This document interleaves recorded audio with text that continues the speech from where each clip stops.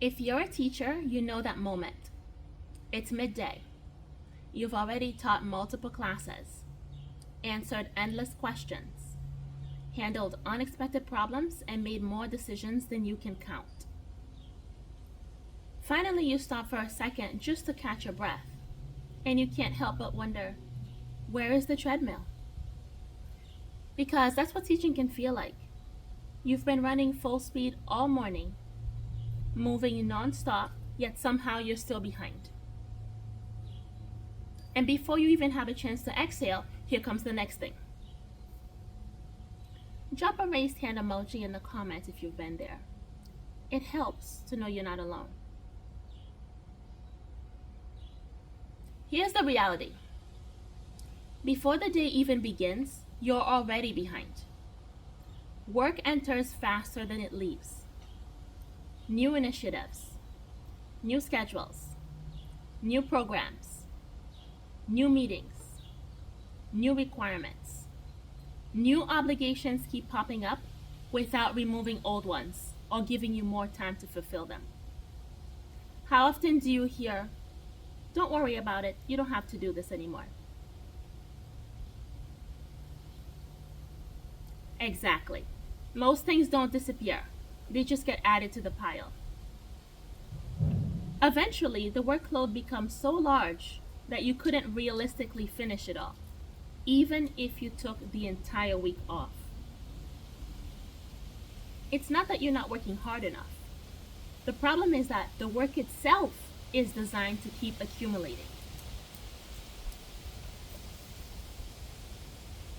Your brain has a built-in survival mechanism whose function is to keep you safe, constantly scanning for threats and what needs attention.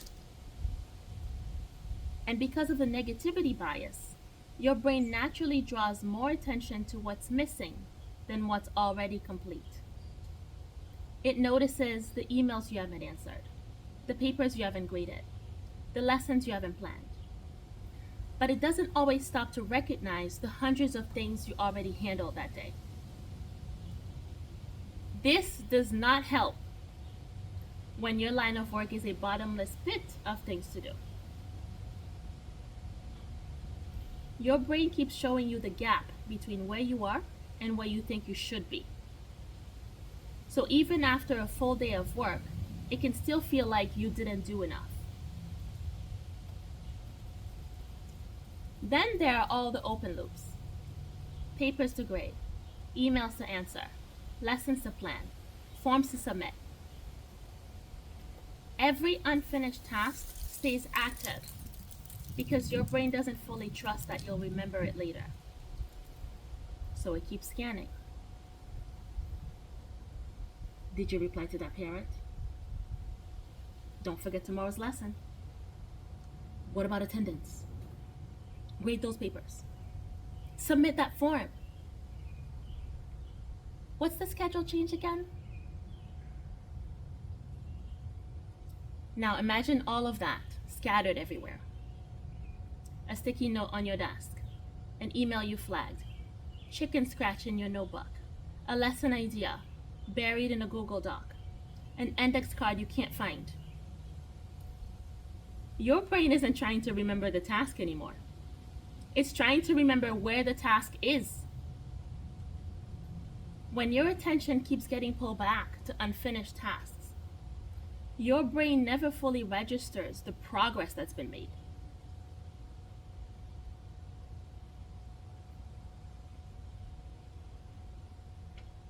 Teaching has always been more than just delivering lessons. It involves supporting students.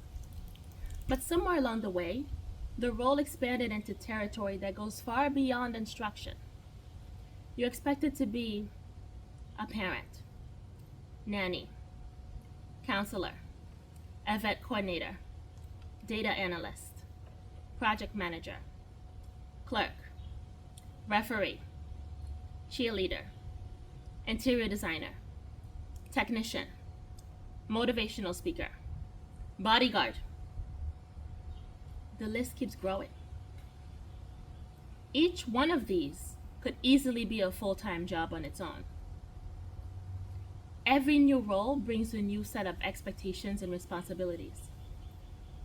It's unreasonable for one person to absorb it all. It's hard to feel caught up when one role keeps turning into many.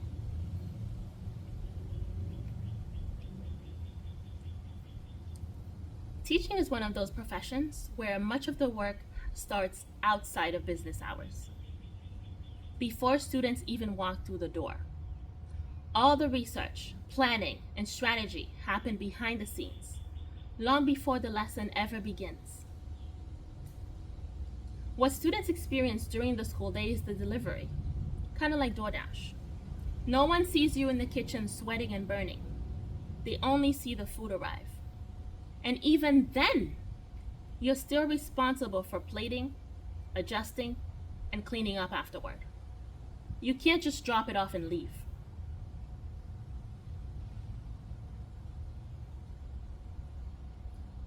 No wonder you feel behind. There may be a plan, but there is no plan to finish. It's just start, start, start, with no end in sight. It's not that you're inefficient. Most teachers barely have time for lunch.